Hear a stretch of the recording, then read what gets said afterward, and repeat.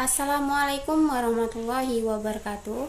Hello everyone, my name is Denorani. I'm from International Business Administration 5A.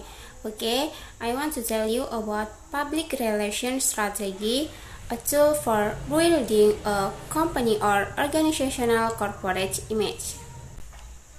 Okay, there are 5 discussion. The first is definition of public relation and corporate image. The second is public relation goals. The third is public relation function, and then is 6-point public relations planning model, and the last is organizational image of management model.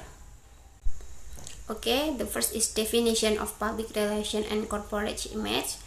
Definition of public relation.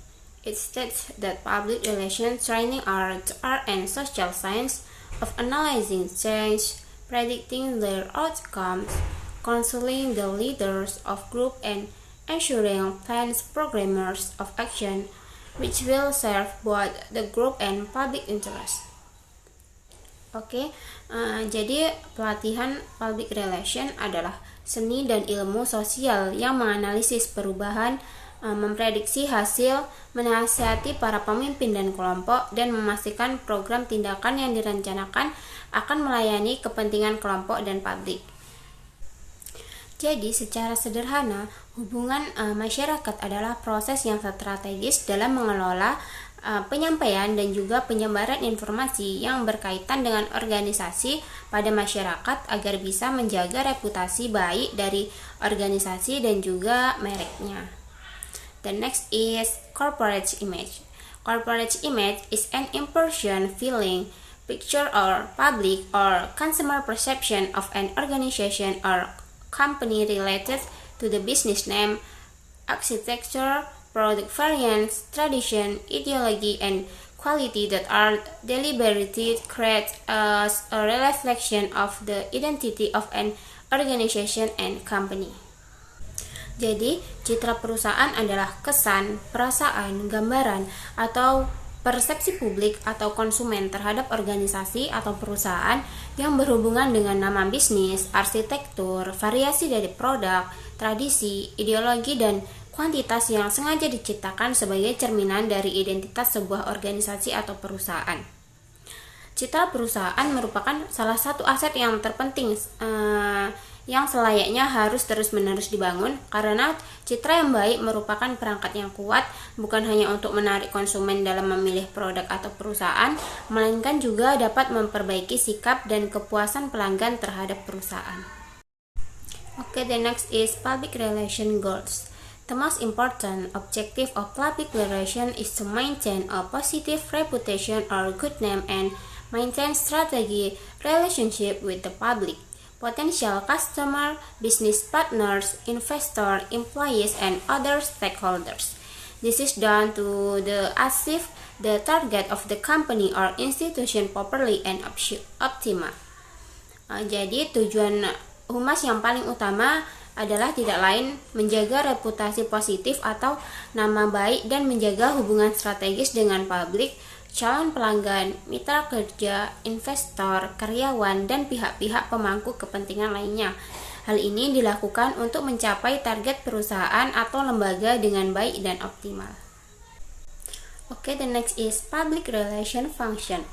The main function of public relations is to promote the brand by utilizing editorial content found in newspaper, magazines, websites, news channels, blogs, and also television or radio program.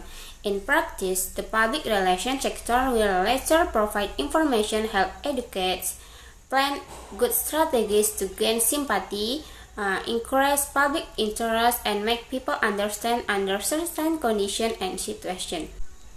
Jadi fungsi utama dari hubungan masyarakat adalah mempromosikan brand dengan memanfaatkan konten editorial yang terdapat di surat kabar, majalah, situs web, saluran berita, blog, dan juga program televisi ataupun radio.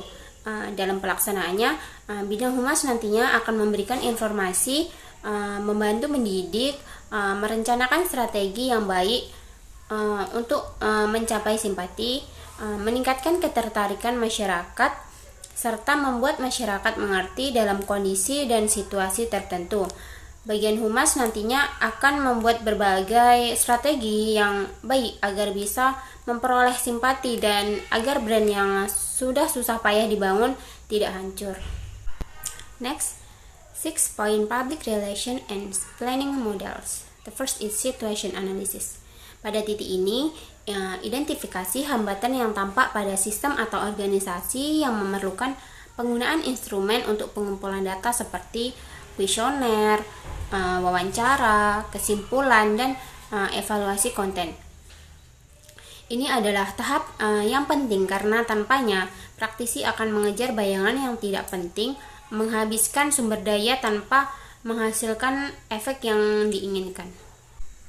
The next is defining objective. Pada tahap ini, klarifikasi tujuan yang ingin dikejar. Penekanan di sini adalah pada penghapusan masalah komunikasi yang diidentifikasi pada tahap pertama.